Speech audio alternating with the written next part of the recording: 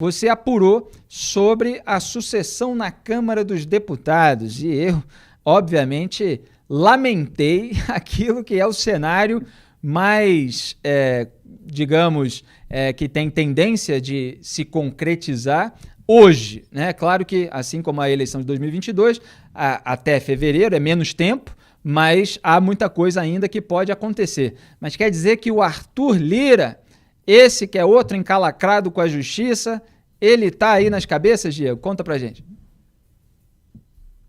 Felipe, você faz uma ponderação muito boa. É óbvio que ainda tem chão até fevereiro do ano que vem, quando vai acontecer a eleição da Câmara. Mas a informação que eu trago hoje aqui no Papo Antagonista não é especulação. Ela é baseada em entrevistas, em apuração. Eu estou acompanhando esse caso aqui da sucessão do Rodrigo Maia, assim como a sucessão no Senado também, já desde o início do ano. Ninguém vira presidente do Senado ou presidente da Câmara da noite para o dia. E como nós já dissemos aqui no Antagonista também, os bastidores de Brasília fervilharam durante a pandemia da Covid-19. O distanciamento social, o isolamento social favoreceu e muito as conversas de bastidores. Então, hoje, na Câmara dos Deputados, nós temos dois grupos colocados.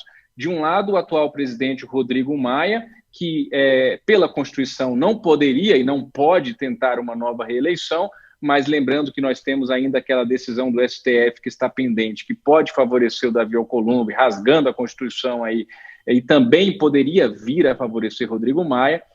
E do outro lado nós temos o Arthur Lira, que é esse aí que vocês estão vendo, para quem está acompanhando no YouTube, ele que é deputado do PP de Alagoas, é o líder do Partido Progressistas e líder de um bloco parlamentar do Centrão na Câmara dos Deputados, é muito próximo do presidente nacional do partido dele, que é o senador Ciro Nogueira, e sempre sonhou em chegar ao topo da Câmara dos Deputados. Vale lembrar também, como você já adiantou, Felipe, ele é enrolado com a justiça, ele é réu por corrupção no quadrilhão do PP, lá no Supremo Tribunal Federal. O que o Arthur Lira hoje tem dito para aliados?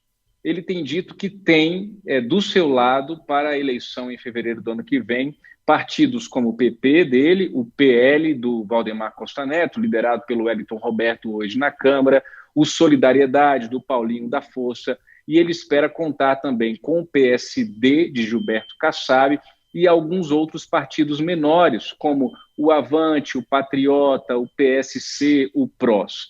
Com isso, o cálculo que os aliados de Arthur Lira fazem hoje indicam que ele teria ali em torno de 200, 215 votos. Para ser eleito presidente da Câmara, são necessários 257 votos. Arthur Lira, então, está procurando apoios na esquerda, no PT, no PSB, no PDT, no próprio PSOL, para chegar a esses 257 votos. Arthur Lira é o candidato hoje de Jair Bolsonaro. Esse apoio foi concretizado em meio à pandemia da Covid-19. Mas, para os bolsonaristas, Arthur Lira, obviamente, não se incomoda de se vender como candidato do Bolsonaro. Para a esquerda, ele está se vendendo como um candidato da Câmara dos Deputados. E aí a esquerda pode acabar apoiando Arthur Lira, no entender de aliados do deputado alagoano, por puro pragmatismo, por entender que Arthur Lira pode ser um grande defensor do parlamento. O próprio André Figueiredo, que é líder da oposição na Câmara e é do PDT de Ciro Gomes, me disse ontem essa frase, de que para eles lá da esquerda o pré-requisito determinante poderá ser o que eles chamam de defesa do parlamento, defesa interna, defesa dos pares. Outro argumento que a esquerda pode usar também para vir a apoiar Arthur Lira nessa composição maluca que seria ver a esquerda apoiando um candidato de Jair Bolsonaro, não tão maluca assim para quem está acompanhando a política recentemente, seria o de que outros candidatos também seriam, de certa forma, bolsonaristas. Por exemplo, um deputado da esquerda me disse que o próprio Rodrigo Maia tem uma agenda econômica liberal e que a esquerda não concorda com isso, como nós sabemos.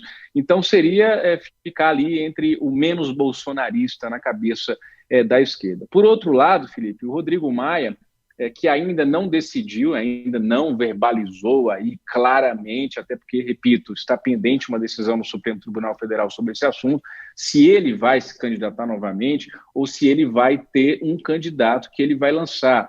hoje quais são os 3 nomes ali que Rodrigo Maia teria à mesa.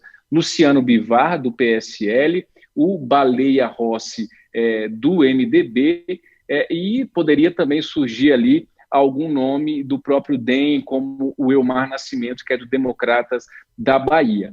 Os aliados de Rodrigo Maia, nessa queda de braço, nessa briga aí com o grupo de Arthur Lira, tem alguns argumentos. Um deles é o de que Rodrigo Maia ou seu aliado seria o único possível na Câmara capaz de tocar a chamada agenda reformista, né, que o governo Bolsonaro foi eleito prometendo reformas estruturantes.